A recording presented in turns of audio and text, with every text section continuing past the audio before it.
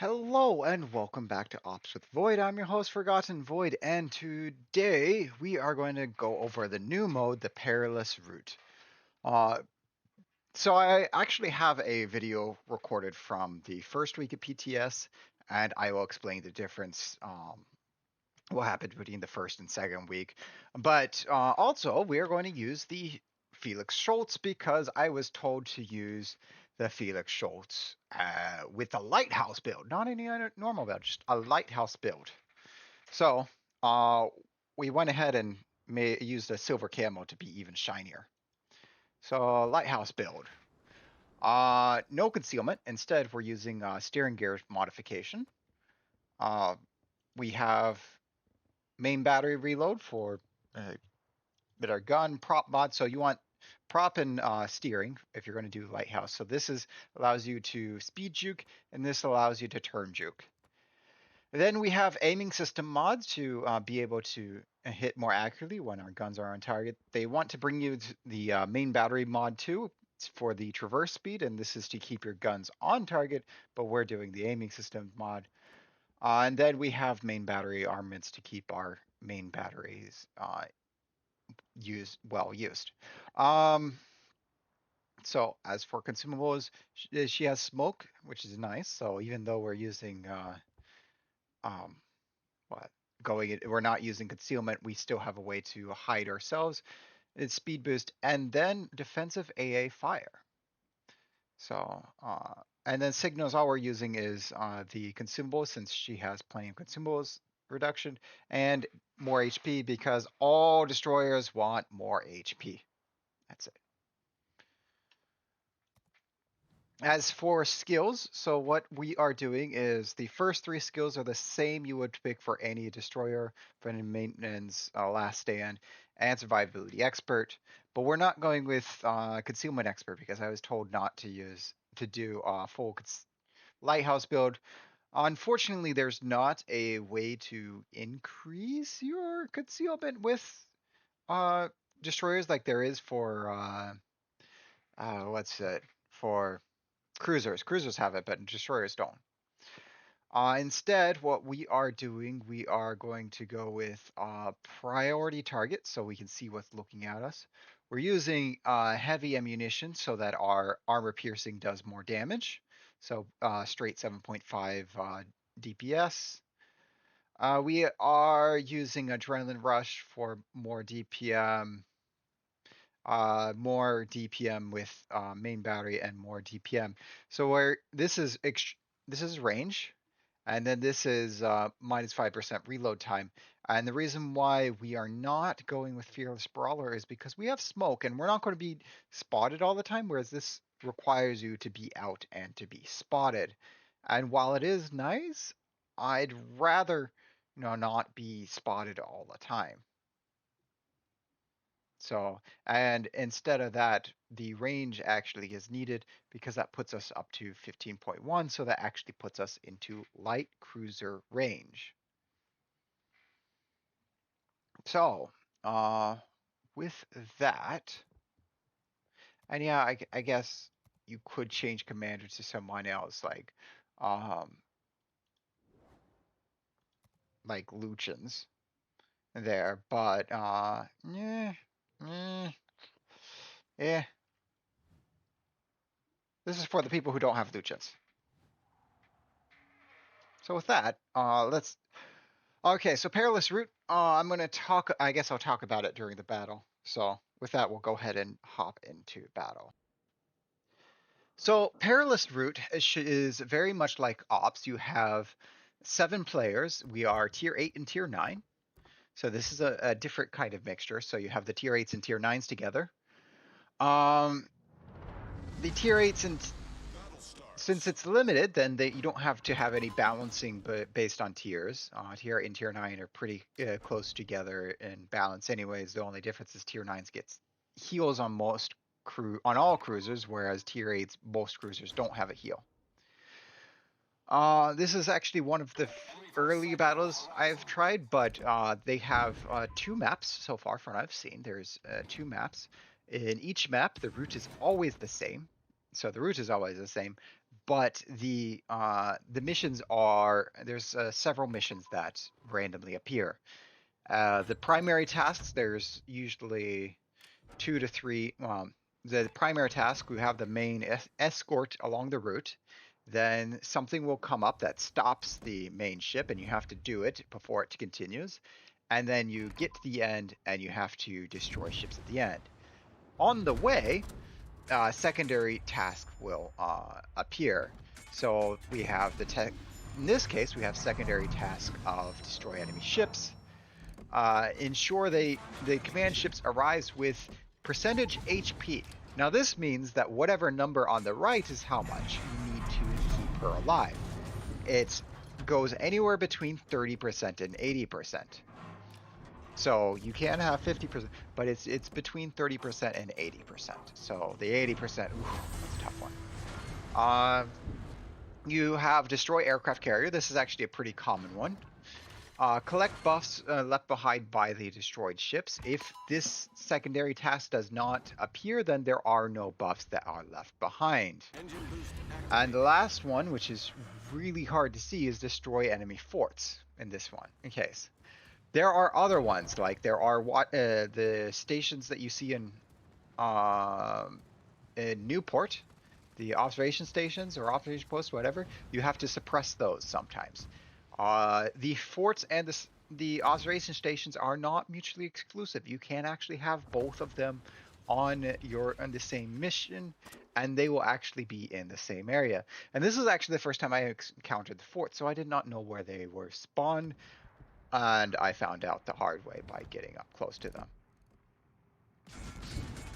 But luckily, we have armor piercing with good penetration, and as I get 3 non-pens like that. So I'm not too worried about the forts because we are a light cruiser, and light cruisers can deal with forts from far away. We don't have destroyer guns. Sometimes Luftwaffe, like in Hermes, will come around and attack, and you must shoot down a number of planes. Sometimes you have transports going in. When the transports are there, they are the transports like which one? The convoy mode. So they have guns. Well, the tanks will be shooting back. So the tanks on the ship will be shooting back, acting as secondaries. You have times when you need to, like here we had to destroy enemy forces, would kill 4 ships. That's one of the tasks. There's Channel boats or motor boats or whatever they want to call them that will appear. And all of these tasks makes it similar to Raptor Rescue, except Raptor Rescue, you have different routes that the Raptor can take. Whereas here, based on the based on the map, there is only 2 routes. One route for this map and one route for the other map. I forget what the other one is. But yeah, there's only 2 maps, and that's kind of my biggest complaint. It is nice. That said, this appears to be a test mode. Based on their project that they said that they are going to be randomizing objectives in operations. This is probably a test mode to see how players feel about random objectives in operations. And if it goes well, they will probably be adding random objectives to operations. So what I'm doing here is I'm actually speeding up. Oops, I killed something with a torp. Nice. Speeding up just to see Furious, and then shooting, and then backing up into my smoke screen. There we go. We got Furious. So now we can look. The downsides about this mode: all enemy ships will be go bow into the closest target. So if you can't overmatch the bows of the ships, then you're kind of out of luck. This makes it very battleship friendly because battleships can overmatch everything. Jean Bart will do very well if you have a Jean Bart. because all the enemies are tier 6, meaning that because they are tier 6, then 380s are, 380s will overmatch pretty much anything, because the tier 6 bow, yeah, it's usually what, 25 millimeters or less for tier 6 battleships, and it's 17 millimeters for tier 6, I believe it's 17 millimeters for tier 6 cruisers. But anyway, so 380 millimeter guns and higher do really well because of the overmatch. Our guns, as you can see at this range, we are overpenning. So we kind of need to be further away to not overpen. 150s, I could see them being decent. The big guns also help against the motorboats because I believe you can splash damage these, whereas they can be actually really hard to hit. Yeah, they can be really, really hard to hit. There we go. Okay, Xenobot, where are you? So yeah, that is one downside is facing these Xenobots. Oh, there what they are. They don't shoot, so you have to get it within minimum detection range sometimes, especially when they're within smoke. Enemy heavily damaged. Okay, there we go. We've sunk an enemy destroyer. No more Xenobot. So here's the buff we have, increases HP. That's another thing. There's a extra consumable that you get. It's fleet heal. So this is really nice for our tier 8s and destroyers because, and battleship. No, not battleships. Carriers, aircraft carriers.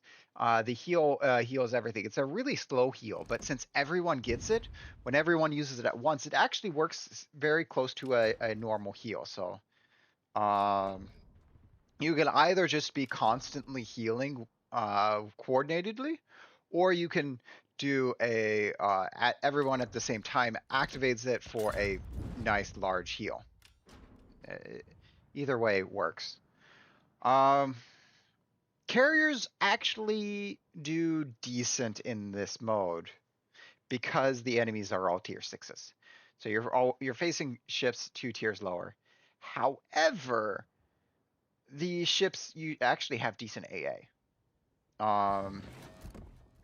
In this mode, there's not a large variety of ships. In fact, I find the variety of ships really disappointing.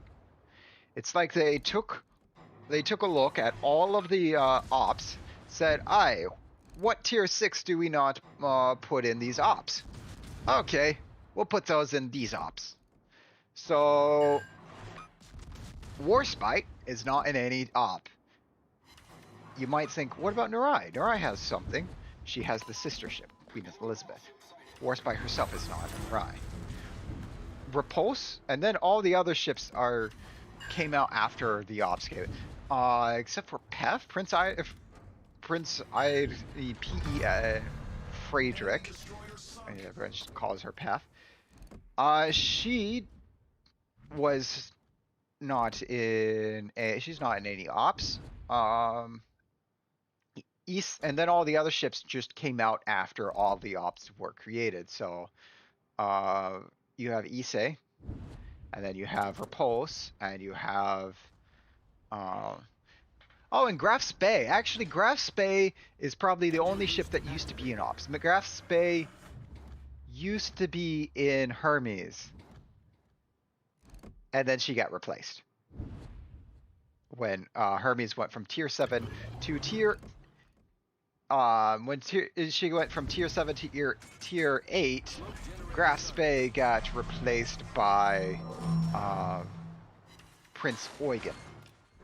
Yes, that's a 2-tier jump, but it's a downgrade in weapon caliber, and that's the only other German ship that had a heal when the ops were reworked.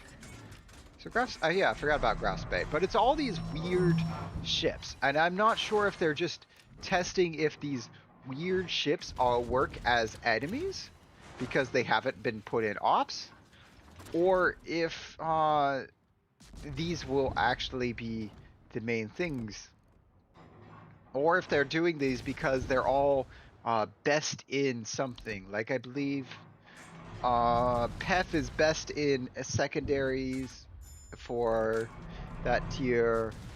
Graf Spay is the largest caliber of cruiser for tier 6. I believe Warspite is the most accurate at tier 6. Issei has the highest AA at tier 6. Um, so, for a battleship, Huanghe has the highest AA at tier 6 for a cruiser, I believe. Um, Grass Spay is also one of the tankiest cruisers at tier 6. Um, I'm not sure about Orion 44. It just might be new. And since it's an AP only cruiser, they might be testing it for that reason. I believe Repulse is the fastest battleship at tier 6. It's all these. They're testing the extremes, I believe. This is just what I'm thinking. I can't be for sure. This is just my thoughts because of what the enemy ships are. And then the destroyers are weird. Like they used the One. The One, I believe, has the highest alpha for a tier 6 destroyer. Um, Igo, they're using all these kinds of weird ships that just aren't in things. And just testing them. So as you see, Schultz actually doesn't do bad. We have 7 kills, 6 citadels, a few torpedo hits, a few uh, destroyed, and this is what I want to caution everyone. The base XP looks really good, and that is because Wargaming doesn't balance PvE earnings until they see players actually play the mode, and then they're like, oh, wait, we forgot this, and then they'll balance it down to be similar to ops. So now you'll see something closer to 1800 base XP, maybe 2000 for good players. But it's comparable to ops. So whatever you're getting in ops, you're pretty much going to get the same thing here. This is pretty much like asymmetric, although sometimes you have things like the Benson that appear. But most of the ships are tier 6. Yeah, actually, the Benson's weird. Why is the Benson in? It's tier 8, and then everything else is tier 6. So, this does feel like they're doing a lot of testing here. It's not just on the PTS that did testing, but they're using this game mode to test other things. We are all guinea pigs when we play this game. More numbers for the spreadsheet. So with that, if you enjoyed this video, if you're looking forward to this next mode, if you have any comments, let me know in the comments section. Uh, if you want to get videos as soon as I post them, get a notification, click that subscribe button. It just helps me see that people are paying attention to this channel, want to see more off stuff. Same with the like button. But like, I don't really care about that because I'm doing this for my fun. No money. This is just for me. Want to help other people get better, hopefully. Because I will say, like, I did actually pretty bad in this past game. Because I didn't really know what I was doing. I was more or less exploring the map, and so you got to see me explore and make some mistakes and go in. And that's what I do until finally I get an idea about it. And I forgot, this is actually the mode where you can actually cap points. They introduced that. So finally, another PvE mode where you can cap a point. I've only seen it a couple times, but it's there. So that I do hope to see you again next week. Who knows what we'll do next week, but we'll have a video next week.